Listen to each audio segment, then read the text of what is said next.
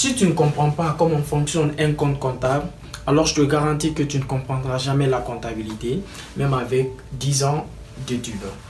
Et dans cette vidéo, je vais te montrer en 5 étapes c'est quoi un compte comptable, quelle est la structure schématique de ce compte, c'est quoi son mécanisme, comment reconnaître que son solde est débiteur ou créditeur.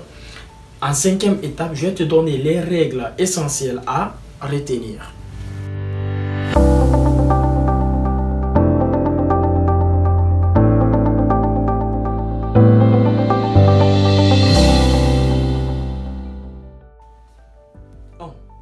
C'est quoi un compte? Un compte, c'est un compartiment comptable à 2 colonnes. Un compte est un compartiment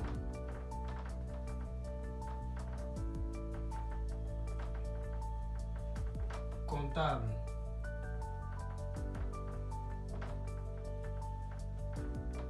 à 2 colonnes.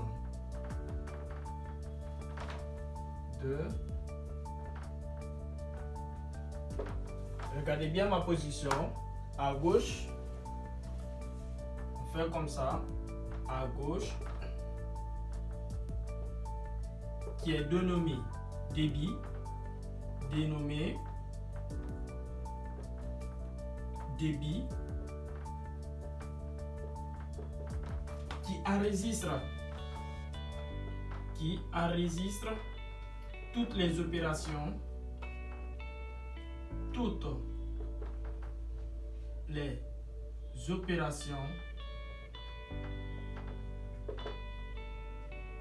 entraînant une augmentation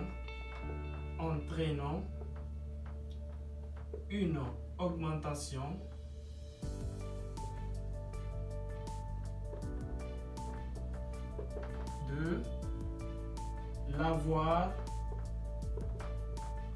en compte. À droite, dénommé.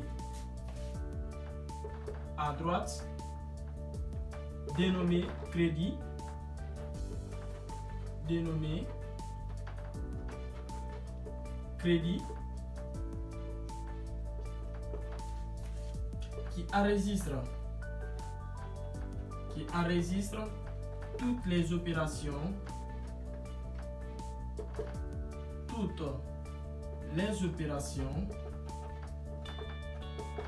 entraînant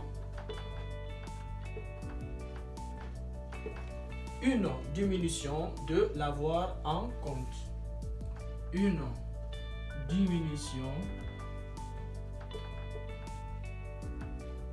de l'avoir en compte. Alors, qu'est-ce que vous devez retenir? Un compte, c'est un compartiment comptable à 2 colonnes. À gauche, qui est dénommé débit, qui enregistre toutes les opérations entraînant une augmentation de l'avoir en compte. Et à droite, qui est dénommé des crédits, qui enregistre toutes les opérations entraînant une diminution de l'avoir en compte. Et c'est pourquoi un compte est un outil qui permet d'enregistrer et classer toutes les opérations comptables. Alors, de ce fait, nous dirons que un compte est un outil qui permet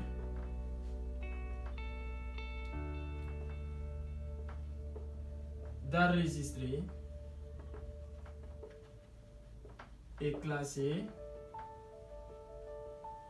les opérations comptables.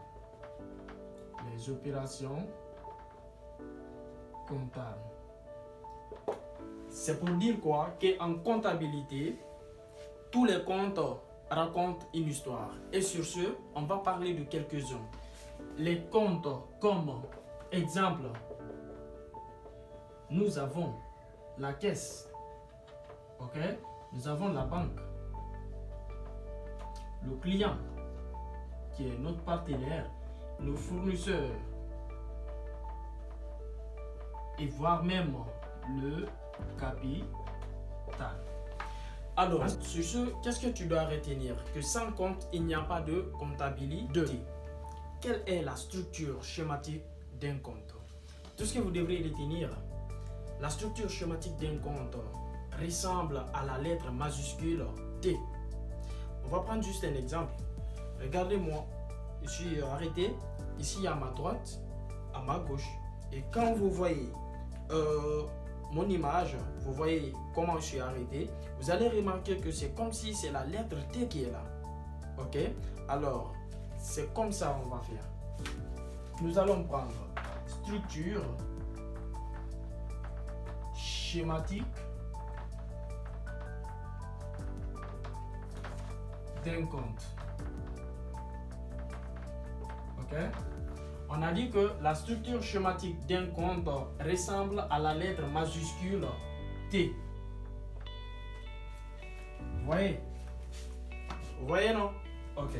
Ici, qui est à gauche débité, qu'est-ce qu'on a dit? On dit qu'un compte, c'est un compartiment comptable à 2 colonnes.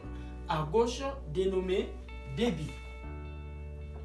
Débit qui entraîne ou qui enregistre toutes les opérations entraînant une augmentation de l'avoir en compte. Et à droite, dénommé crédit. D'accord? Qui enregistre toutes les opérations entraînant une diminution de l'avoir en compte.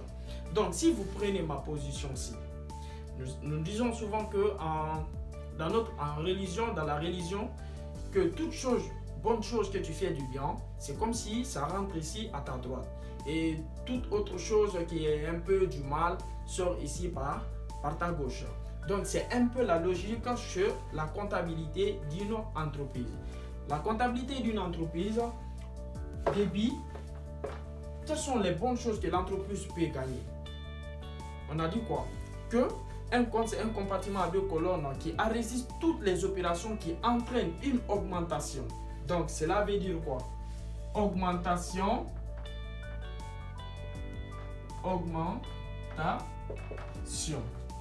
C'est pas là, non? Ok. Quelle autre chose que l'entreprise peut gagner qui augmente l'entreprise? Les recettes. On est d'accord, les recettes, ça rentre. D'accord. On met recettes. Ou encore, on peut parler de quoi? Quelle autre chose que l'entreprise peut gagner? Par des entrées. Les entrées. Les entrées. Et quand nous prenons au crédit ici, à notre gauche dénommé crédit, qui entraîne ou qui enregistre toutes les opérations entraînant une diminution. Une diminution. Le contraire de l'augmentation, diminution. Ok? Le contraire de la recette, c'est les dépenses. Les dépenses viennent ici pour diminuer. Alors, on prend les dépenses. Quoi d'autre encore? Le contraire des entrées, c'est les sorties. Alors, on est d'accord que les sorties aussi, c'est ce qu'on va dire alors. Vu que un compte, c'est un compartiment, c'est-à-dire, vous allez mettre ici numéro du compte, numéro du compte. Avec ce schéma, je crois que la définition, elle est exacte. Un compte est un compartiment à 2 colonnes. À gauche, dénommé débit, qui enregistre toutes les opérations entraînant une augmentation, une recette ou une entrée de l'avoir en compte. À droite, dénommé crédit. Alors, qui enregistre toutes les opérations entraînant une diminution, une dépense et une sortie de l'avoir en compte. Alors, si nous prenons par flèche, nous allons voir. C'est une augmentation, on sait que c'est une flèche qui tend vers le haut et une diminution, une flèche qui tend vers le bas. Alors, on appelle cette structure schématique d'un compte, on l'appelle le compte en T. 3. Quel est le mécanisme d'un compte? Nous allons prendre, on vient tout juste de schématiser, on connaît déjà la schématisation d'un compte qu'on appelle le compte en T. À gauche, d'où il y a le débit, à droite, crédit, et ici, nous avons ici le compte. Vous pouvez mettre numéro même du compte. Alors, c'est quoi ce mécanisme?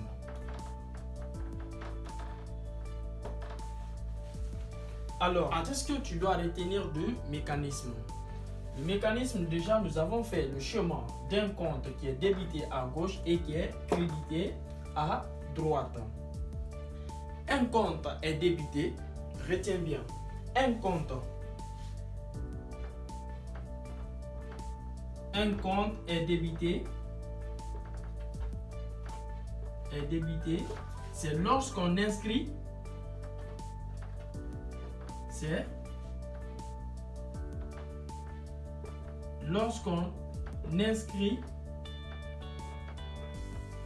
un montant à son débit. On est d'accord? Exemple, on va prendre un exemple ici. On te dit par exemple de débiter ce compte-là. Débiter ce compte, ça concerne quoi? Ou ça consiste quoi? C'est d'inscrire un montant quelconque à ce compte. Je vais prendre 4 millions. Alors, je dirais que ce compte-là est débité de 4 millions. C'est pourquoi on dit un compte est débité, c'est lorsqu'on inscrit un montant à son débit. Et l'exemple on a donné, c'est pour dire que ce compte-ci là est débité de 4 millions. D'accord? Et un compte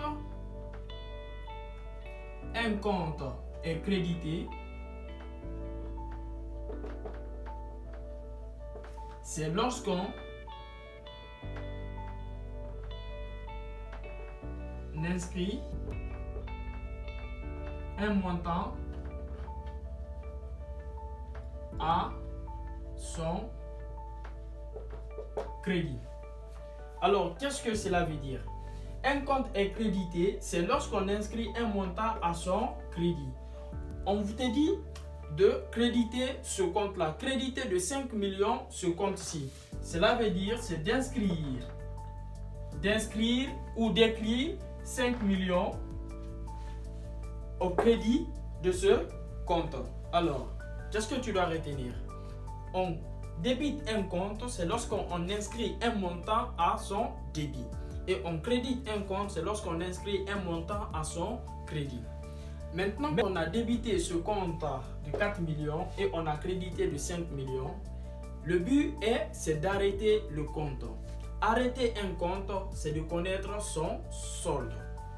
Arrêter un compte en T, c'est de mettre une ligne horizontale qui est parallèle à celle qui se trouve au-dessus ici pour connaître son solde. Et retenez bien, arrêter un compte, c'est de connaître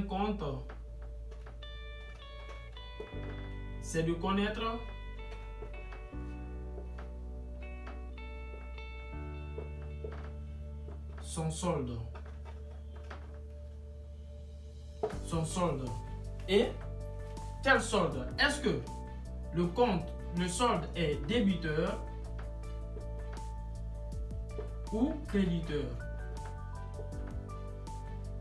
D'un compte, un compte est débité, c'est lorsqu'on inscrit un montant à son débit, et un compte est crédité, c'est lorsqu'on inscrit un montant à son crédit. Et le but, c'est d'arrêter le compte. Pourquoi arrêter le compte? C'est pour connaître son solde. Et quand vous entendez, c'est quoi arrêter un compte? Le but d'arrêter un compte, c'est de connaître son solde. Est-ce que son solde est débiteur ou créditeur? Comment reconnaître qu'un compte est un solde débiteur ou créditeur? La nature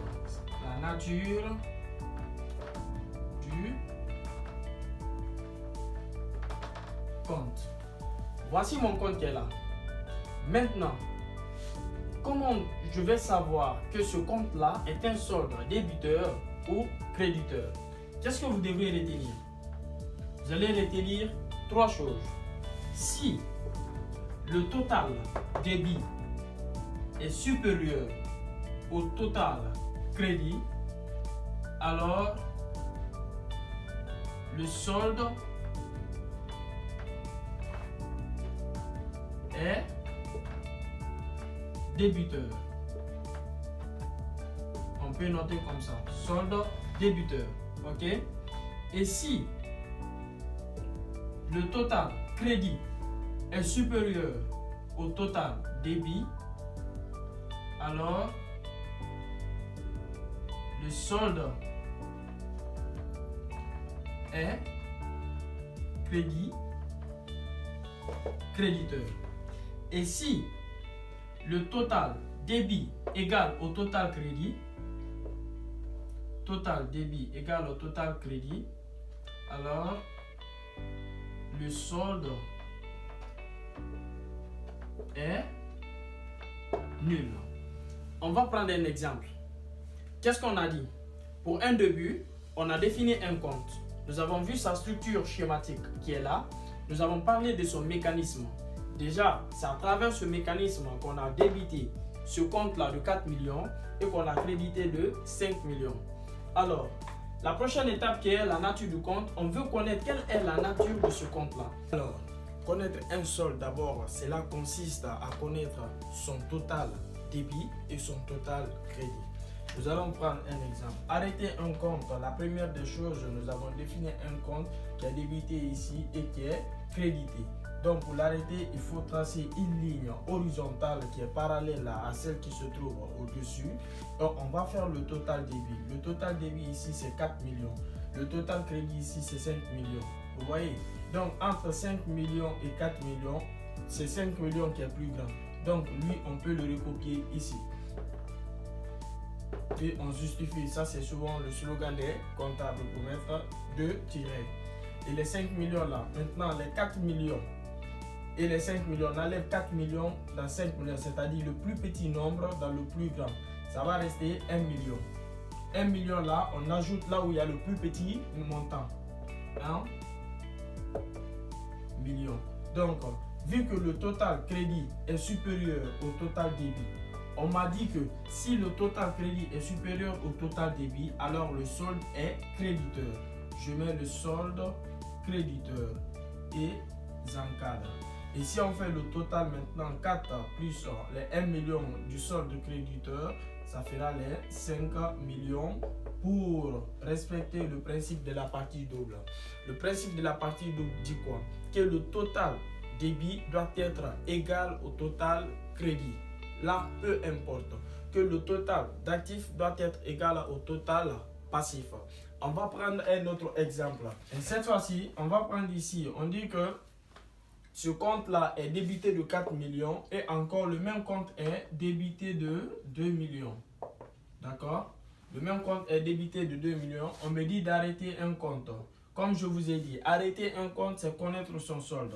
Et pour connaître son solde, il faut faire le total débit et aussi faire le total crédit. Nous allons faire le total débit. Le total débit, les 4 millions plus 2 millions, cela va faire les 6 millions. Ok? Cela va faire les 6 millions. Et à vue d'œil, je sais que 6 millions est supérieur à 5 millions. Donc, j'écris d'abord là où il y a le plus gros montant, 6 millions. Ok? Maintenant, vu que le total débit est supérieur au total crédit, et on m'a dit que si le total débit est supérieur au total crédit, alors le solde est débiteur. Le solde est débiteur. Je fais la différence. J'enlève le plus petit montant dans le plus gros montant. Cela va rester 1 million. Le solde débiteur. J'encadre.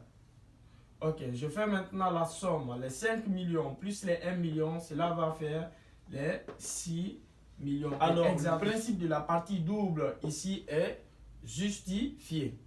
Maintenant, nous allons faire la troisième condition. Cette troisième condition,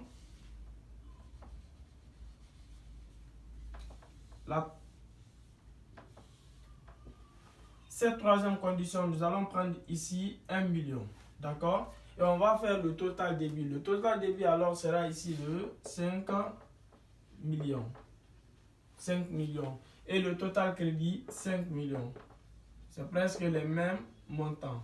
Il y a certes certaines personnes qui vont demander, est-ce que, vu que c'est un solde qui est nul, si le total débit est égal au total crédit, alors le solde est nul, est-ce que je dois mettre 0 et ici encore je mets 0? Non. Si le solde est nul, vous n'allez pas mettre un solde créditeur ici, ni un seul débiteur. Vous n'allez ni mettre 0 et ni ici aussi. D'accord? D'accord. Là, si c'est justifié, vous mettez juste comme ça. Car le débit est différent de diminution et le crédit est différent de l'augmentation. 5. Je vais te donner les règles essentielles à retenir en ce qui concerne le mouvement d'un compte. Car le mouvement d'un compte dépend de quelle classe il fait partie. Alors, nous allons prendre juste un tableau. Ok? On va prendre ici nature. Nature. Nature. Augmente. Augmente. Diminue. Diminue. Ok? Maintenant, si c'est les comptes d'actifs, tous les comptes d'actifs augmentent au débit, tous les comptes d'actifs augmentent au débit et diminuent au crédit. Les comptes du passif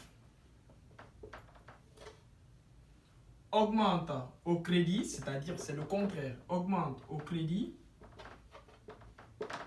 et diminue au débit. Si c'est les produits, les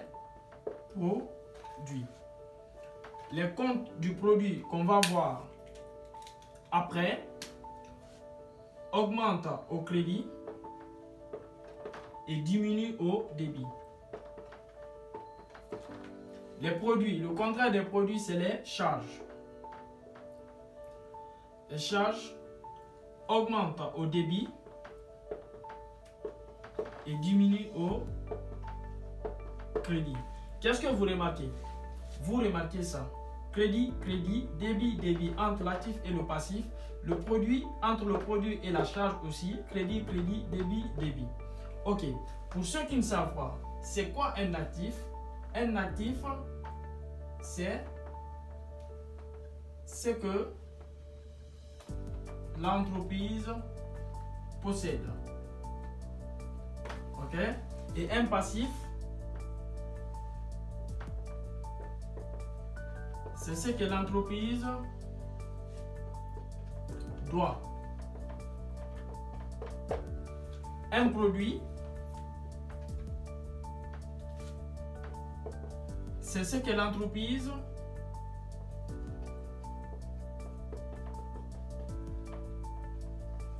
gagne comme revenu. Ok? Et une charge, c'est ce que l'entreprise supporte, qui est la dépense. C'est ce que l'entreprise dépense. Et je crois que c'est très simple. Je vais te donner une astuce de mémorisation. Qu'est-ce que tu dois retenir? Que l'actif et la charge augmentent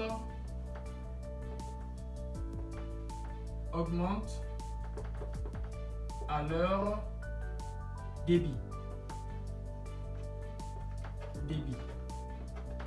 Puis on peut matérialiser ça comme ça, débit plus, ok? Et passif et produit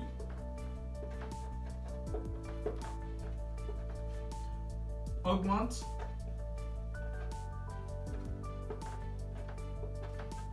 à leur crédit. On peut écrire ça comme ça, crédit plus. Donc, une astuce très simple de mémorisation. Les actifs et les charges augmentent à leur débit plus d'une façon croissante et les passifs et les produits augmentent à leur crédit. Alors, tu as toutes les clés qu'il faut pour tenir la comptabilité. Et si tu comprends le compte, la comptabilité devient logique. Dans les prochaines vidéos, on va expliquer ça à des écritures réelles. Abonne-toi maintenant et active la cloche de notification et n'hésite surtout pas à partager ça à tes collègues étudiants. Et comme toujours, c'était Ousmane. Apprends, applique et maîtrise.